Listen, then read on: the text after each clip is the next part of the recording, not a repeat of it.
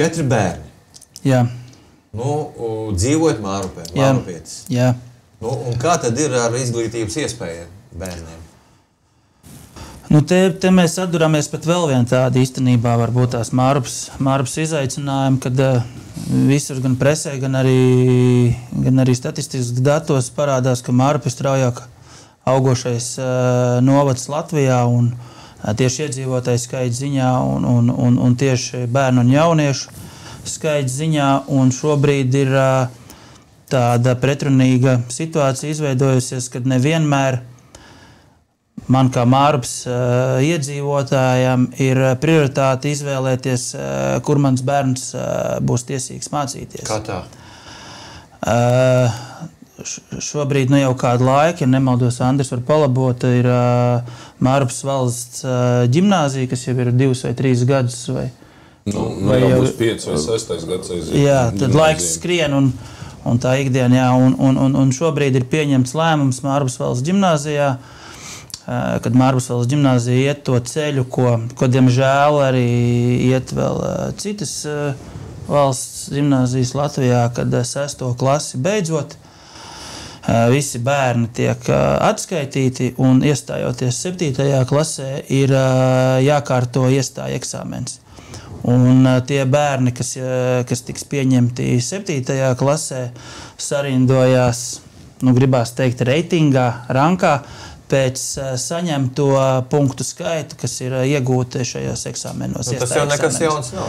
Tas nav nekas jauns, bet tas īstenībā ir diezgan liels pārbaudījums tam bērnam. Jūs saprotat, viņam ir tikai 12, 13 gadi. Jā. Pie kam valsts ģimnāzijām ir iespējas izvēlēties vienu no 3 pieejām, kā viņi var nokomplektēt šo 7. klasi. Andris var man palabot, ja es kaut ko sāku runāt nepareizi, galīgi atžgāni, tad viena no tām ir šis iestāja eksāmens, kur sarindo pēc punktiem. Otrs ir pēc vidējās atzīmes, kas ir iegūta 6. klasē, un 3. ir, ja nemaldos, bija rindas kārtībā. Jā. Ja mēs atņemam kaut vai to, kas ir rindas kārtībā, paliekam pie vidējās atzīmes sarindot, tas jau būtu mazāk psiholoģiski, teiksim, ietekmējoši tam bērnam, sāpīgāk. Bet, lai cik tas paradoksāli neskanētu, man kā Mārupas iedzīvotājiem, man kā Mārupas, teiksim, aktīvam pilsonim, kā nodokļu maksātājām, iespējams būs tikai tāpēc, ka mans bērns iestāja eksāmenā saņems par 0,01 punktu mazāk kā kāds cits, kas ir nemārupas iedzīvotājs, būs jāsūta savus bērnus, nezinu, uz Jūrmalu vai Rīgu mācīties vai kaut kur tuvāk? Uz Rīgu vai uz Jūrmalu? Protams, kad uz Rīgu tuvāk, bet... Pēc kilometriem uz Rīgu, pēc ātrumu droši vien Jūrmalu. Jā, bet tas jau pēc būtības ir pavisam nepareizi. Tāpatās arī šobrīd ir teorētiski 1. klasē ņem tikai visus tos, kas ir deklarēti Mārupē, kaut gan mēs jau arī zinām, kā ar to deklarēšanās notiekās fiktīvo, bet pēc statistikas datiem, ko parāda arī paši izglītības iestādes, jau 3. 4. klasē kaut kādā veidā jau 30–40%, ja nemaldos, ir jau nemārupas deklarēti bērni. Ja mēs runājam par Mārupas valsts ģimnāziju. Un vissliktākais ir tas, ka nākamais izaicinājums tam bērnam ir pabeidzot 9. klasi. Kad ir jākārto vēl viens eksāmens, iestājoties vidusskolā, ko atkal jūs teiksiet, tas nav nekas neprasts, tikai Mārupē nav alternatīvas. Ir viena vidusskola, kas ir Mārupas valsts ģimnāzija, un nav principā, ja neskaita Babītes, viss cieņas atvainojos, ir vēl Babītes vidusskola. Babītes vidusskola, jā. Bet, un tas ir novadietvaros, bet tomēr tas ir salīdzinoši infrastruktūras ziņā tālu, tas ir Mārupas Mārupas novada otrajā pusē. Diemžēl šobrīd Mārupē ir diezgan nesakārtots jautājums ar sabiedrisko transportu, un daudziem iedzīvotājiem tā ir elementāra fiziska problēma nogādāt un atgādāt to bērnus turien. Bet tā ir, cik es saprotu, tā ir problēma, kas saistīta ar Rīgas satiksmi, ar Rīgu, ja?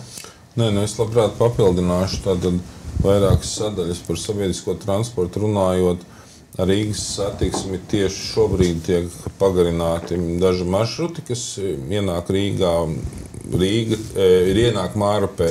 Mārupe tas ir visplašākā nozīmē, tā nav Mārupe, bet tā ir arī Babīta, Piņķa, Sālas pagasts. Lai visiem būtu skaidrs, ka mēs nerunājam tikai par Mārupi, bet tieši tā kā tas ir juridiski Mārupi, tas ir viss arī Piņķa un Babīta un Sāla un visi pārējie mazie pagasti. Mēs esam viennozīmīgi par to, ka bez racionāla pamatota sabiedriskā transporta esošā līniju pagarināšanas, tur, kur tas ir nepieciešams, jo novads auga attīstās. Papildus ir jādomā par iekšējo sabiedrisko transportu. Droši vien, kad jādod uzdevums, būs, ka sāksim strādāt attiecīgi, vai tas ir jāizpēta vai 2 vai 4 autobusu iegāde, vai ārpakalpojums, kurš ir pareizāks, ekonomiski izdevīgāks pasākums ilgtermiņā, laika posmā, piemēram, 5 vai 10 gadi. Tāds skulbas, ja? Jā, un šobrīd tas ir ārpakalpojums, šobrīd bērni tiek nogādāti no Mārupes līdz Babītei, Piņķiem un otrādi. Mārupieši brauc uz Babītu uz skolu mācīties, un tā nav problēma, un es ticu, ka ir arī kaut kādi Babītes bērni, kas brauc uz Mārupes ģimnāziju, Mārupes valsts ģimnāziju mācīties. Tas tā ir, tas ir labi arī, kad bērni un viņu vecāki tiecās uz kvalitatīvāku izglītību. Jā, te man ir jautājums, jo principā šitādas rīcības un darbības Rīgā atļaujās tādas reitingu skolas, teiksim tā, jā? Piemēram, mans bērns ir gājis arī cauri visiem šitiem eksāmeniem, jo viņš ir absolvējis 49. Tagad man tur mazbērni iet, un arī šitā te situācija, par kuru Kaspars ierunājās un ieskicēja, un par kuru mēs tagad turpinām runāt, šī sistēma, vismaz kaut kāds 30 gadus jau taču Rīgā ir. Vismaz tikko tā izglītība aizgāja pa jaunām sliedēm, bet te ir jautājums par to izglītības līmeni, kuru sniedz šī skola. Es gribētu teikt ne tikai par izglītības līmeni, bet par kapacitāti nodrošinājumu. Es to vairāk pateikšu atkal no juridiskā viedokļa, kā Mārupes patriots un nekā citādi. Pirmām kārtām, ko nozīmē mums nopirkt ģimenē automašīnu un iedot kaimiņam ar viņu braukt? Pat nepaskaidrojot, vai tas ir cēli, vai, teiksim tā, ģimnāzijas statusu mēs ieguvām ilgā termiņā, uz to mērķiecīgi ejot. Tas būtu tā kā ģimene tagad vēlētos iegādāties mikroautobusiņu, lai apceļotu Latviju vai Eiropu. Un vienā brīdī tu kā tētis aizēji nopērc Porsche kabrioletu, ar ko vizināt savu draudzeni vai draugu, pat ne ģimeni un ne sievu.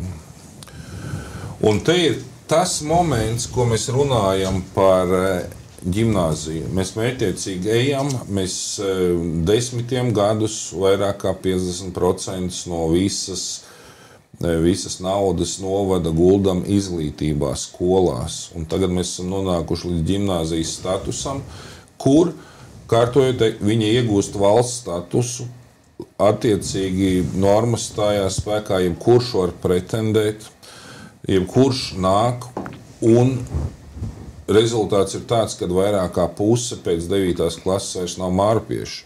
Un mēs esam visus ieguldījumus devuši kam ne mārupiešiem. Tas būtu viss feini. Mārupiešiem būtu iespēja, kā es teicu, pēc kvalitatīvākas izglītības. Bet ir 3 bet. Pirmām kārtām, kur tad ir pa 5 gadiem tā kvalitāte, ja mūsējie nav konkurētspējīgi? Ja atnāk citi un apsteidz, kā kolēģi teica, par 0,1%, ja, tātad mūsējiem ir jāmeklē vietas. Paralēli tam jau kolēģi un izpildvara domā par jaunas skolas būvēšanu. Un es jau cik reizes teicu, mēs neesam arābu šeihi, lai mēs tagad izklaidētos tādā veidā, ka mēs augstvērtīgi apmācām vietējos un citus, ko nekautrējoties pauž arī pozīcija, direktors un atbalsta grupa veido savu politiku. un mums ir jātiecās uz kvalitīvu izglītību, kur viņa ir, kā mēs varam likt prioritāti tādu, ja mūsējiem reāli mārupiešiem, viņu bērniem trūkst vietas, kur mācīties. Kāda ir prioritāte? Un tad es pateikšu, ir likums, pašvaldību likums jaunais, kas skaidrlaiši pasaka, deputātam jārūpējās par attiecīgās administratīvās teritorijas iedzīvotāju labklājību izglītību. Man, piedodiet, šajā situācijā, kā Mārpas novada tautas kalpam deputātam, nav jārūpējas, piedodiet, vēlreiz ne par īdznieku, ne par Jūrmalas iedzīvotāju, ne par vienu citu. Un par novada iedzīvotājiem vēlreiz atkārtošos viņu samaksāto naudu, man nav jādomā, kurā citā novadā pilsētā mācīsies. Tad ir vēl cita matemātika, pieejot tam no tā, ko mēs iepriekš esam runājuši citā raidījumā. Ja reiz, teiksim tā, saprotam, ka šobrīd skolas pietrūkst vai kāds ir dziļo izpēti veicis vai tas uz 3, 4, 5 gadiem nevar vienoties ar Rīgas skolām, kuras dažkārt ir pustukšas, jo Rīga redz kļūst mazāk apdzīvota, kur maksāt līdzmaksājumu, kas būs daudz kārt lētāks, kā šodien no nulles uzbūvēt skolu. Un šī tēma ir tik plaša, kad es domāju, ka būtu vērts taisīt atsevišķu tādu diskusiju tēmu, paplašināt uz to paskatoties, jo pirmām kārtām ir pēc pēdējā domas lēmuma, kur es vienīgais iebildu un pateicu, ko es domāju par šādām neiedzībām, apzināti savākti paraksti no dažiem, es domāju, opozicionāriem ir pamatotas aizdomas, kas tēloja draugus, un te es redzu atkal viņu ieinteresētību, kā es skaidri un gaiši teicu, ka tad direktors pats ir skolas vadītājs, direktors, viņš vienlaikus ir deputāts, viņš lem par savu iestādi, par savu budžetu, par skolotāju atalgojumu, un es šajā gadījumā nevainoju direktoru, bet iesniegumu rakstītājus ar mērķi mani nomelnot, vai kā es tās sabācu, kā es esmu runājis. Aicinu noskatieties YouTube 26. februāra šī gada Mārpas nodomes sēdi, kas ir redzama, kur, man liekas, 22. jautājums, pēc tam 24. bija pa citu skolu, kur tā izvērtējiet loģiski, kā tas un saimnieciski tiek darīts. Un tad sagatavots iesniegums par mani, kad es neētiski tur esmu izteicies. Lūdzu, izvērtējiet līdz nākamai mūsu sarunai, kur ir ētika, kur nav ētika. No tā viedokļa, kad iesniegumu parakstītāji visbiežāk pat publiskos saitos sevi kā mārupieši neidentificē, bet raksta, ka viņi ir patrioti un kad viņi ir vēlētāji un tam līdzīgi. Bet vienlaikus... Tā ir vieglāk. Tā ir vieglāk, bet teiksim, ažiotāžu taisīt, lai cilvēkiem aizmālētu acis vai lietu, teiksim, saldumiņu ausīs, tas ir, man liekas, nekaunīgi. Pie tam viņi paši ir ieinteresēti, kā iesniegumā raksta, kad mums jau tad ir labums no skolas, mums no statusa, jo valsts maksājumi ienāk. Bet mums mārupiešiem, Mārpas iedzīvot, Mārpas patriotiem, cilvēkiem, kas domā līdzi šim jautājumam, nav vieglāk, nav pareizāk. Jo, kā es teicu, tā ir mūsu nauda ilgstoši guldīt iekšā skolā, kurā ilgtermiņā vairs nemācās tikai mārupietis. Un mūsējais meklē vietu, kur mācīties. Skaidrs. Kaspar, teiksim, cik gadi ir bērniem? Man ir 2 jau vecāki bērni, kas ir aizgājuši savā dzīvē, 22 un 24 gadi. Un 2 ir... meitai 11 un dēlam 12 gadi šobrīd. Abi mācās Mārupē, ja? Abi mācās Mārpas valsts ģimnāzijā. Nu, un izskatījāt jau kaut kādus variantus arī par kaut kādu, teiksim, turpmākiem soļiem, kaut kādām perspektīvām, ko viņi grib dzīvē darīt, kaut kādu profesiju varbūt. Starp citu, kā ir ar profesionālu izglītību? Taču viņas vispār, manuprāt, viņas nav vairāk Latvijā, ja, cik es saprotu.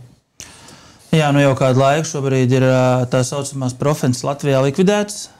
Proftehniskās arodskolas, jā. Un tas īstenībā ir zināmā mērā ļoti liels caurums šobrīd arī uzņēmēju darbībā Latvijā, ar ko arī es ikdienā saskaros. Tas nav kadri, kas strādā. Tieši tā, jo šobrīd ir tā dzīšanās pēc augstākās izglītības, kas ir notikusies, nezinu, jau kaut kādus beidzamos 10, 15 gadus, ir bijusi tāda paranoiska. Un es gribētu teikt, ka vairums gadījumos tā augstākā izglītība, diemžēl, šobrīd Latvijā ir diezgan nekvalitatīva. Un vēl tāds liels mīts, kad to augstāko izglītību galvenais dabūt ķeksīšu pēc tam jau dzīvē viss tur saliksies un aizies. Nu, padomu laikā tā bija tā saucamā maizes kartiņa. Liepnējā kartiņa, kas saucās tas diploms. Nu, lūk, augstākās izglītības. Un mēs īstenībā šobrīd ļoti saskaramies to arī ar to labu, kvalitatīvu darba spēku trūkumu arī meža nozarē, kad tie, kas ir saklausījušies, sadomājušies, daļa, kas dabūjuši augstāko izglītību, droši vien jau pelnīti, tie uzskata, ka viņi godnākt strādāt, teiksim, tādu labi atalgotu ar visām sociālām garantijām, nu, teiksim, kokvedēju vadītājs, harvester operators, forwarder operators, bet viņš ir darbs, kas ir jāstrādā fiziski. Bet, piemēram, cik tāds speciālists saņem algu mēnesī? Nu, teiksim, kaut kāds šķēri, nolīdzi. Es domāju, ka tāds konkrēts cipars nesaukšu, bet tas atalgojums kvalitatīvam, teiksim, kokvedēju vadītājiem ir pietiekami labs. Tas atalgojums ir ar 3 nulēm un priekšā nav 1. Nu, tas ir arguments. Jā, bet tas darbs prasa fizisku piepūli, un viņš nav viegls. Jā, jums jāsaprot, pieņemsim, kokvedēju vadītājs ikdienā brauc pa ceļu ar 52 tonām, ar pietiekam lielu atbildību pret pārējiem satiksmes dalībniekiem un vispārējais. Un tas ir ļoti atbildīgs darbs. Un, diemžēl, ir tā sanācis, ka mums Latvijai, kas ir viena no vadošajām, mēs gribētu teikt, viennozīmīgi viena no vadošajām valstīm Eiropā meža nozarē, meža apsaimniekošanā, ir tā sanācis, ka nav kur cilvēkiem gūt tādu elementāru profesiju, jauniešiem, kur gūt tādu elementāru profesiju kā kokvedēju vadītājs. Un tā ir daudz profesijas, tie paši galdnieki, elektriķi. Mēs nerunājam par inženieriem, kas mācās RTU vai kādās citās augstskolās, bet par elementāriem darbiniekiem, kas ikdienā saņem pietiekami labu atalgojumu. Un tā ir, man liekas, mums visu Latvijas problēma. Nē, nu, Latvijā tagad ir liela problēma ar rokām, ar cilvēkiem, kas strādā ar rokām. Respektīvi, tādi speciālisti, kurus ikdienas kaut kādas profesijas, kuras ir vajadzīgas, elektriķi, santehniķi, es varu minēt jebko, jūs man piekritīsiet. Protams. Tā ir problēma atrast labu meistaru. Tā ir problēma. Protams. Un tikai viss pateicoties kam? Pateicoties tam, ka mēs esam savā laikā to arodskolas sistēmu likvidējuši. Nu, ja par izglītības sistēmu bez tagas ir minēts, teiksim, nedaudz atgriežoties atpakaļ, tātad līdz 9. klasei tas absurds, ko teica Kaspars, ko pacēla, jo tieši tā ir šobrīd tā aktualitāte. Un šovasar bērniem pēc 6. klases vajadzēs likt eksāmenu. Jā, viņš pareizi teica, tātad tā vietā, lai kolēģi pat domātu līdzi, izvērtētu vai skola pati un nāktu pretī vietējiem iedzīvotājiem, mārupietim, vai nu tā būtu, tie bija 3 risinājumi. Šajā gadījumā nolēma par eksāmenu, pat nevērtējot, jo bija arī klāt komitejā, citas alternatīvas. Proti, vēl bija iespēja paņemt visus atbrīvot rindas kārtībā, un otrs vērtējot pēc sekmēm, un 3. ir eksāmens.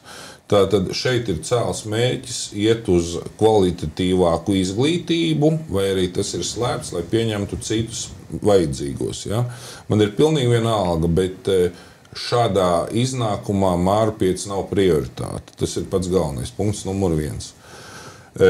Es tāpēc skaidri un gaiši pateicu direktoram, ir 3 varianti, vai nu iet pensijā, vai nu iet uz Rīgas skolu, ja jau viņš lobē Rīgas skolas tādā veidā vai rīdziniekus un dzīvo gandrīz uz robežu, kā viņš teica, kur robežu nevar nošķirt. Un 3. variants ir šai ģimnāzijai noņemt status un atstāt pilnvērtīgu vidusskolu, kur prioritāte ir tikai un vienīgi mārupietim, un tad, ja ir brīvas vietas, domā kādu citu. Bet tas nav viss, respektīvi 3 gadus, tieši sanāk īsi pēc Covida, ir izglītības sistēmā vēl viens, man liekas, tāds milzu caurums, ko neviens īsti skaļi nerunājas. Es tur lieliem politiķiem divreiz tur tādus mājienus devis, bet, protams, katrs aizdomāsies tikai tad, kad viņu personīgi tas skars. Respektīvi, 12. klasi beidzot kārto eksāmenus. Eksāmeni ir dažādi, visbiežāk angļu valodas nokārto, vācu valodas, latviešu valodas nokārto. Problēma ir ar matemātikas eksāmenu.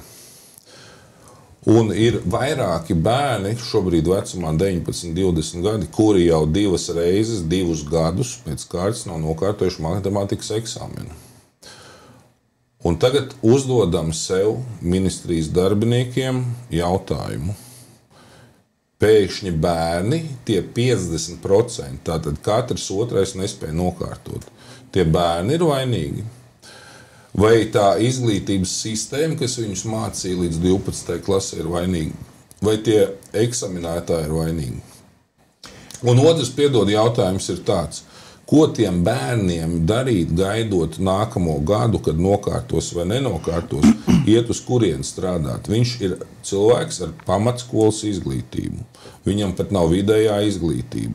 Viņš nevar iestāties ne proftehs skolā, ne arodskolā, kuras nav, ne specialitāti apgūt īsti, ja nu vienīgi kādos kursos, ne kādā augstskolā. Un problēma ir viena matemātikas eksāmens, kuru nokārtojot, iespējams, kad dzīvē tu to jautājumu vairs neaiztiksi. Bet tagad ne par to eksāmenu man runāt, bet par to izglītības sistēmu. Par sistēmu dabīgi tas ir skaidrs. Kāpēc un ko mēs gribam no šiem bērniem, kas šobrīd ir vecumā no 19 līdz 21, 22 gadi, kuri 1 vai 2 reizes jau nav nokārtojuši. Un vēl nezinu, vai nokārtos ar 3. reizi, jo ar katru reizi tā latiņa tur ceļās kaut kā. Ja? Un vai tā ir vispār nācijas valsts izglītības sistēmas kaut kāda vērtība, vai tas nav jāsoda? Jo es saku vēlreiz, ja tas būtu izņēmums 5%, 10%, bet ja mēs runājam par to, ka neviens nekautrējās, esam izdomājuši eksāmenu, 50% vidēji nespēj šo eksāmenu nokārtot. Nu, ko es tev varu pateikt? Ko mēs darām ar tiem jauniešiem? Kāda ir nākotne? Es tev varu pateikt, ka tas tev ir viens no lielajiem punktiem tavā politiskajā darbībā, teiksim, cīnīties vismaz par to, lai Mārupē ar izglītību kaut kas izmainās uz labo pusi un paceļās, jā, tas līmenis kopējais.